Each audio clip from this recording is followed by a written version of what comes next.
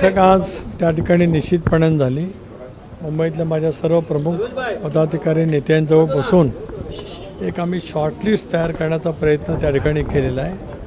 आज रात्री उशिरा, कारण दादा आज पुण्यामध्ये आहे, त्यांच्याजवळ मी बोलेन, रफीभाई पण मुंबईमध्ये आहे, त्यांच्याजवळ बोलेन आणि उद्या दुपारपर्यंत आम्ही या संदर्भातला निर्णयास्पद त्या ठिकाणी निश्चितपणे येऊ। सर, नवाब मलिकचा प्रश्न समोर येत होता। नवाब मलिकच्या नेतृत्वाला आम्ही जुमानत नाही असं भाजपाने सांगितलं, युती करणार नाही नवाब मलिक। वारंवार या विषयाची स्पष्टता झाली, त्याच्यामुळे आता त्या विषयावरती बोलण्याची आवश्यकता नाही।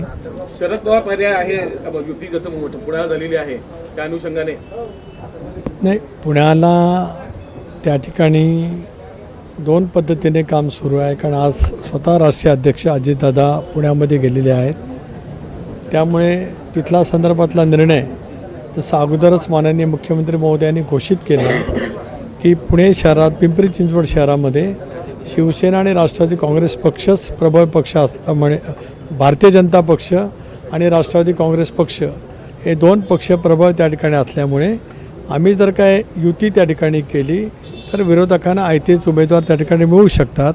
हे अत्यंत योग्य असल्यामुळेच तिथे स्वतंत्रपणाने आम्ही निवडणुका लढण्याचा निर्णय हा घेतलेला आहे।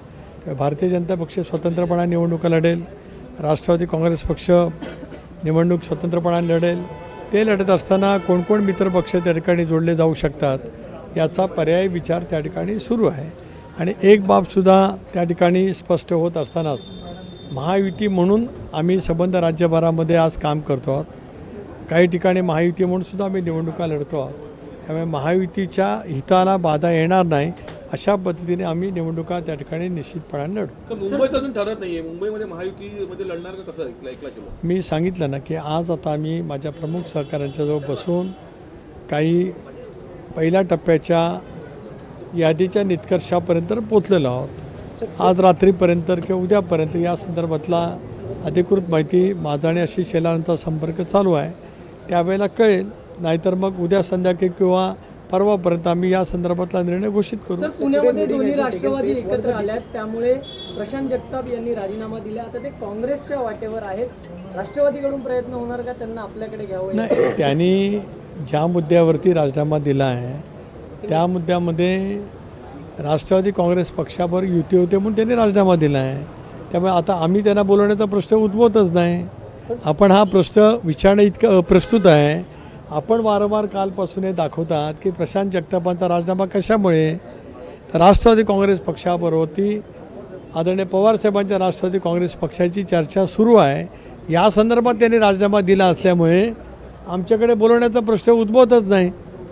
काँग्रेसमध्ये जात आहेत, कुठे जाऊ द्या, त्यांचा अधिकार आहे। लोकशाहीमध्ये प्रत्येकजण कुठे जावं हा प्रत्येकाचा अधिकार त्या ठिकाणी आहे। आम्ही त्यांना बोलवण्याचा प्रश्न अजिबात उद्भवतच नाही। मुंबईपुरता बघितलं तर एकल्याच नारा लागू शकतो किंवा युतीची गोष्ट नाही, तशी तयारी ठेवली का? दोन्ही राष्ट्रवादी एकत्र येणार। एक वेगवेगळ्या पद्धतीच्या पर्यायाची आम्ही चर्चा त्या ठिकाणी करतो आहोत। आज रात्री किंवा उद्या दुपारपर्यंत पुन्हा एकदा या विषयावरती मी बैठक घेणार आहे। मी मुंबईमध्येच आहे, माझा राष्ट्रीय अध्यक्ष, राष्ट्रीय कार्याध्यक्ष यांच्याशी संपर्क सुरू आहे। त्याच्या अनुषंगाने आम्ही निर्णय लवकरात लवकर घेऊ। आम्हाला हे माहिती आहे की अर्ज भरण्याची मुदत 30 तारखेची शेवटची असल्यामुळे त्याच्या आत अगोदर आम्हाला निर्णय करावाच लागणार आहे। तरी पण सर एकला तयारी ठेवली का? आम्ही सगळे पर्यायाची चर्चा केलेली आहे।